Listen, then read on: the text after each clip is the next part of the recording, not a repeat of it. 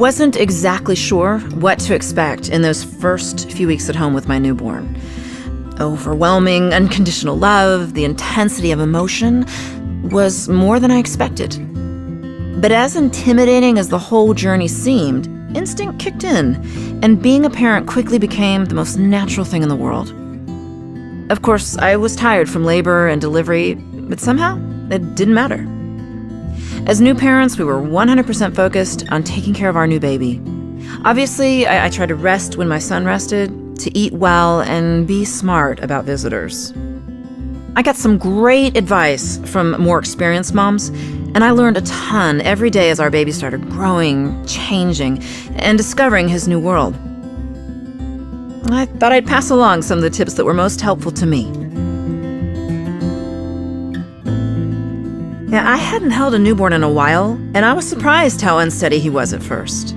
I had to fully support his head and neck until he developed the strength to hold it up by himself. I found that just cradling his head in the bend of my arm or with my hand worked as a comfortable position. Now, whether you choose to breastfeed or bottle feed, just remember that this will be a big part of the time you spend together in the first few months. I found I was feeding every couple of hours around the clock.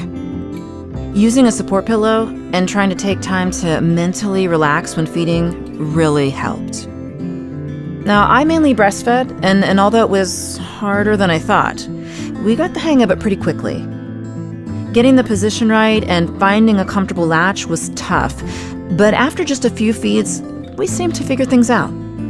But we also bottle fed, and bottle feeding gave me a chance to share this special time with Dad and with his grandparents, as they were able to take over feeding from time to time. The first poop was also a surprise.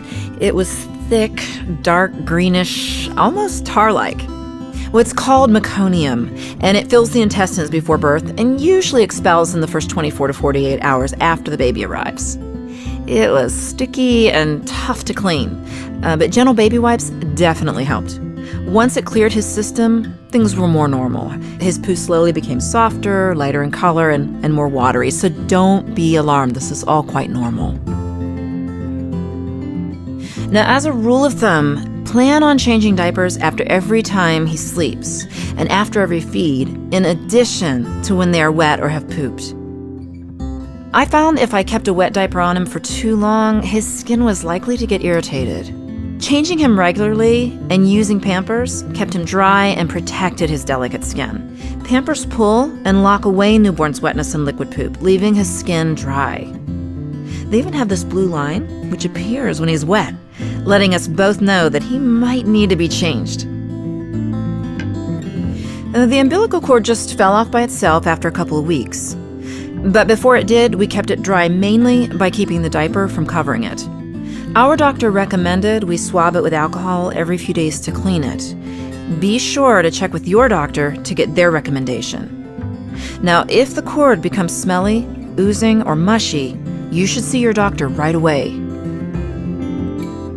There was one other big surprise those first few weeks: how much he slept. He slept a lot, but it was more like 2 to 4 hour naps and then wake up to eat, which I learned is perfectly normal. And my other children did the same thing. As babies sleep, their minds work on the things they've done that day, and there's so much brain and physical development happening while they sleep. I looked forward to our mornings together and realized how important it was to get an uninterrupted night's sleep. This is just a bit of what I've learned about these incredible first weeks with a newborn. It can seem like a lot, but don't worry. The love and care you give them is just what they need. You'll find your own rhythm and routine in no time. Visit Pampers' YouTube channel for more parenting tips.